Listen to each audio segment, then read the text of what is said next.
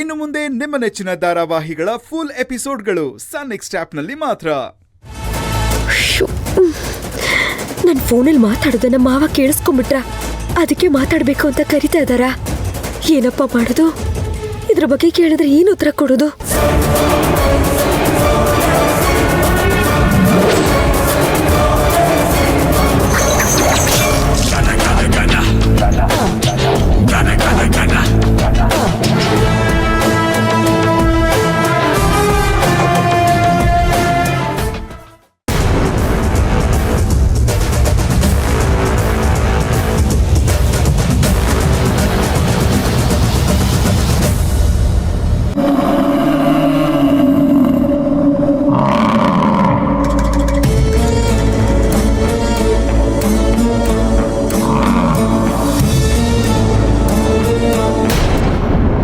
ಮಾವ,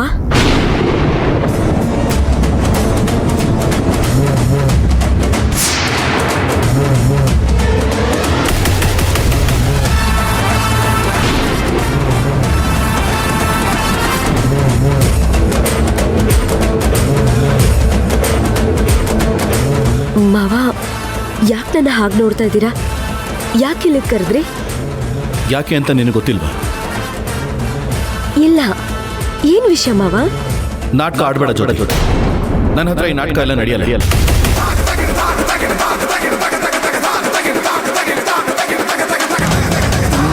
ಇದುವರೆಗೂ ನೀನೇನ್ ಮಾಡಿದ್ಯಾ, ಇನ್ನು ಮುಂದೆ ಏನ್ ಮಾಡಬೇಕು ಅಂತಿದ್ಯಾ ಎಲ್ಲ ನನಗೆ ಗೊತ್ತಿದೆ.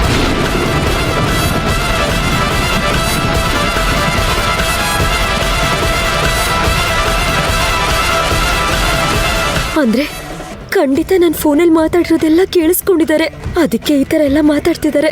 ಮುಗೀತು ನನ್ನ ಕತೆ. ಊರ್ ತುಂಬಾ ಏನಂತ ಹೇಳ್ಕೊಂಡು ಬರ್ತಾ ಇದ್ಯಾ? ನನ್ನ ಗಂಡ ತುಳಸಿನ ಗೆಲ್ಲಿಸ್ಬಿಟ್ರು, ನನ್ನನ್ನು ಸೋಲಿಸ್ಬಿಟ್ರು, ನನಗೆ ಅವಮಾನ ಮಾಡಿದ್ರು ಅಂತ ಊರ್ ತುಂಬಾ ಹೇಳ್ಕೊಂಡು ಬರ್ತಾ ಇದೆಯಲ್ಲ, ಇದು ಸರಿನಾ? ಇವ್ರ ಹತ್ರ ಬಗ್ಗೆ ನಾ ಹೇಳ್ತಾ ಇರೋದು. ಯಾಕೆ ಜ್ಯೋತಿ, ಯಾಕೆ ನಿನಗಿಂಥ ಸಣ್ಣ ಬುದ್ಧಿ ಬಂತು? ಮಾವ, ಅದು ನಾನೇನಾದ್ರೂ ನಿನಗೆ ಎಲೆಕ್ಷನ್ಗೆ ನಿಲ್ಲೋದಕ್ಕೆ ಹೇಳದ್ನ? ಇಲ್ಲ ನಾನು ನಿನಗೆ ಬೆಂಬಲ ಕೊಡ್ತೀನಿ ಅಂತ ಹೇಳದ್ನ? ಅದ್ರ ಶೋಷಣೆ ಮಾತ್ರ ಯಾಕೆ ನನ್ನ ಮೇಲೆ ಮಾಡ್ತಾ ಇದೆಯಾ? ನನ್ನ ಮಾತನ್ನು ಮೀರಿ ನೀನು ಎಲೆಕ್ಷನ್ಗೆ ನಿಂತಿದ್ದು ಆಯ್ತು, ಸೋತಿದ್ದು ಆಯ್ತು.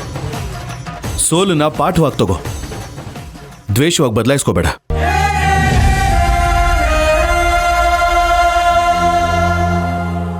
ಅಷ್ಟಕ್ಕೂ ಗೆದ್ದಿದ್ದು ಮೂರನೇ ವ್ಯಕ್ತಿನೋ ಬೇರೆ ಯಾರೋ ಅಲ್ಲ, ನನ್ನ ತಂಗಿ, ನಿನ್ನ ನಾದ್ನಿ, ನಿನ್ ಗೆಳತಿ.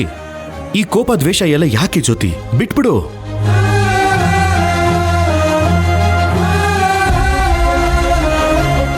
ಕೋಪ ಸಹನೇನ್ ಕೊಲ್ಲುತ್ತೆ, ದ್ವೇಷ ಬುದ್ಧಿನ್ ಕೊಲ್ಲುತ್ತೆ. ಆಗ ಮನ್ಸು ಮನುಷ್ಯತ್ವನ್ ಮರೆತು ಬೇಡವಾದ ಕೆಲಸ ಮಾಡುತ್ತೆ. ಇದೆಲ್ಲ ಯಾಕೆ ಬೇಕು ಜ್ಯೋತಿ? ಯಾವಾಗ್ಲೂ ಸಂಬಂಧಕ್ಕೆ ಬೆಲೆ ಕೊಡಬೇಕು. ನಾವು ನಡಿಬೇಕಾದ್ರೆ ಎಡವಿ ಕಾಲಿಗೆ ಏಟಾದ್ರೆ ಕಾಲಿಗೆ ಔಷಧಿ ಹಚ್ತೀವ, ಇಲ್ಲ ಕಾಲನ್ನೇ ಕತ್ತರಿಸ್ತೀವ? ಔಷಧಿ ತಾನೇ ಹಚ್ಚೋದು. ಸಂಬಂಧಕ್ಕೆ ಗಾಯ ಆದಾಗ್ಲೂ ಹಾಗೆ ಮಾಡಬೇಕು. ಪ್ರೀತಿಯನ್ನು ಔಷಧಿ ಹಚ್ಚಿ ಅದನ್ನ ವಾಸಿ ಮಾಡಬೇಕೆ ಹೊರತು ಅದನ್ನ ಕತ್ತರಿಸೋಕೆ ನೋಡಬಾರ್ದು. ಆಗಿದ್ದನ್ನ ಮರಿಬೇಕು, ಆಗೋದನ್ನ ನೆನಿಬೇಕು. ಅದೇ ಜೀವನ. ಅದೆಲ್ಲ ಸರಿ ಮಾವ, ಆದ್ರೆ ಇವಾಗ ಯಾಕೆ ನನ್ಗೆ ನೀತಿ ಪಾಠ ಹೇಳ್ತಿದ್ದೀರಾ ಅಂತ ಅರ್ಥ ಆಗ್ತಾ ಇಲ್ಲ. ಎಲ್ಲ ಕಹಿನೂ ಮರೆತು ಸುಖವಾಗಿ ಬಾಳೋಣ, ಎಲ್ಲ ಒಂದಾಗಿ ಬಾಳೋಣ ಅಂತ ಹೇಳ್ತಾ ಇದ್ದೀನಿ. ಅವತ್ತಂತೂ ನನ್ನ ಮಾತಿಗೆ ಬೆಲೆ ಕೊಡಲಿಲ್ಲ, ಇವತ್ತಾದರೂ ನನ್ನ ಮಾತಿಗೆ ಬೆಲೆ ಕೊಡು. ನಾಳೆ ನನ್ನ ತಂಗಿ ಪ್ರಮಾಣ ವಚನ ಸ್ವೀಕರಿಸೋ ಕಾರ್ಯಕ್ರಮಕ್ಕೆ ನೀನು ಬಾ.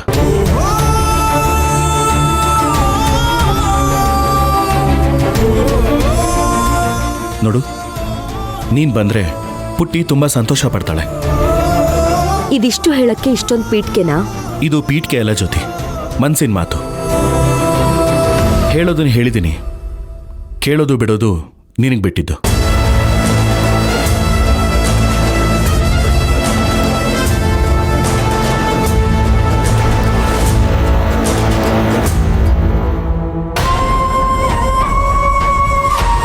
ಮಾವ, ನೀವಿಷ್ಟು ಹೇಳಿದ್ಮೇಲೂ ನಾನು ಬದಲಾಗದೆ ಹೋದ್ರೆ ನನಗೆ ಮನುಷ್ಯತ್ವನೇ ಇಲ್ಲ ಅಂತ ಅರ್ಥ. ನನಗೆ ತುಳಸಿ ಅಂದ್ರೆ ಎಷ್ಟು ಪ್ರೀತಿ ಇದೆ ಅಂತ ನಿಮಗೂ ಗೊತ್ತು. ಆದ್ರೆ ಏನ್ ಮಾಡೋದು, ಎಲೆಕ್ಷನ್ ಅಲ್ಲಿ ಅವಳ ನನ್ನ ಎದುರಿಗೆ ನಿಂತ್ಲು ಅಂತ ಒಂದೇ ವಿಷಯಕ್ಕೆ ಅವಳ ಮೇಲೆ ಕೋಪ ಮಾಡ್ಕೊಂಡಿದ್ ನಿಜ. ನನಗ್ ಯಾವ್ದೇ ಅಧಿಕಾರದ ಮೇಲೂ ಪದವಿ ಮೇಲೂ ನನಗ ಆಸಕ್ತಿ ಇಲ್ಲ ಮಾವ. ಆ ಆಸೆ ಪಟ್ಟಿದ್ದಿದ್ ಯಾಕೆ ಹೇಳಿ? ನಿಮ್ಮ ಜಾಗಕ್ಕೆ ಇನ್ಯಾರೋ ಬಂದು ಊರ್ನ ಹಾಳ್ ಮಾಡಬಾರ್ದು ಅಂತ. ಆದ್ರೆ ಇವಾಗ ನಮ್ ತುಳಸಿನೇ ಆ ಜಾಗಕ್ಕೆ ಬಂದಿರೋದ್ರಿಂದ ನನಗ್ ಯಾವ ಆತಂಕನೂ ಇಲ್ಲ. ಇವಾಗ ನಮ್ ತುಳಸಿನೇ ಆ ಜಾಗಕ್ಕೆ ಬಂದ್ಮೇಲೆ ಊರ್ ಜನರನ್ನ ಚೆನ್ನಾಗಿ ನೋಡ್ಕೊಳ್ತಾಳೆ ಅನ್ನೋ ನಂಬಿಕೆ ನನಗಿದೆ. ಹಾಗಿದ್ರೆ ನಾಳೆ ಖಂಡಿತ ಬರ್ತೀನಿ.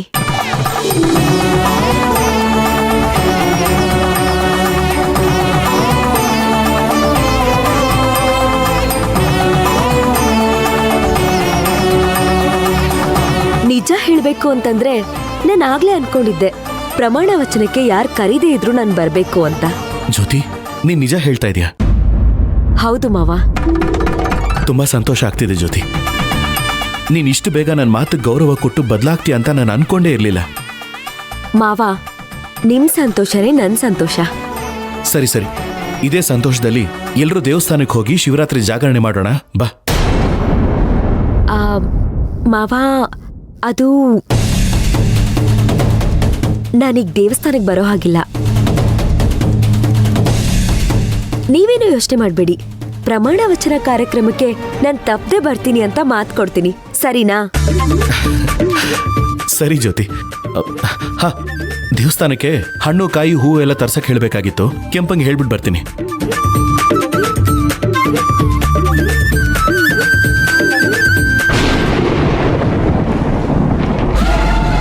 ನಾನು ನಾಟಕ ಮಾಡ್ತಾ ಇದ್ದೀನಾ? ಹಾಗಾದ್ರೆ ನೀವೆಲ್ಲ ಮಾಡಿದ್ದೇನು? ಈಗ್ಲೂ ಪ್ರಮಾಣ ವಚನಕ್ಕೆ ಬಂದ್ರೆ ತನ್ ತಂಗಿ ಸಂತೋಷ ಪಡ್ತಾಳೆ ಅಂತ ಕರೀತಾ ಇದ್ದೀರಾ. ಆದ್ರೆ ನನ್ನ ಸಂತೋಷ ಏನು ಅಂತ ಕೇಳಲ್ಲ ಅಲ್ವಾ? ಕೇಳೋ ಹಾಗೆ ಮಾಡ್ತೀನಿ. ಈ ಜ್ಯೋತಿ ಏನು ಅಂತ ನಿಮ್ಮೆಲ್ಲರಿಗೂ ತೋರಿಸ್ತೀನಿ.